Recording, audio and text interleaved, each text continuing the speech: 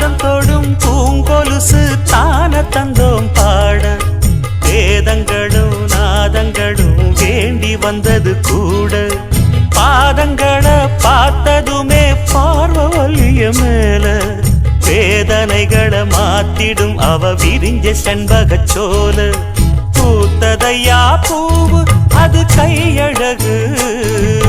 தூக்குதையா வாசம் அது மெய்யழகு நான் வந்தேன் வாழ்த்தி பாட நல்லத சொன்னே ராகத்தோடு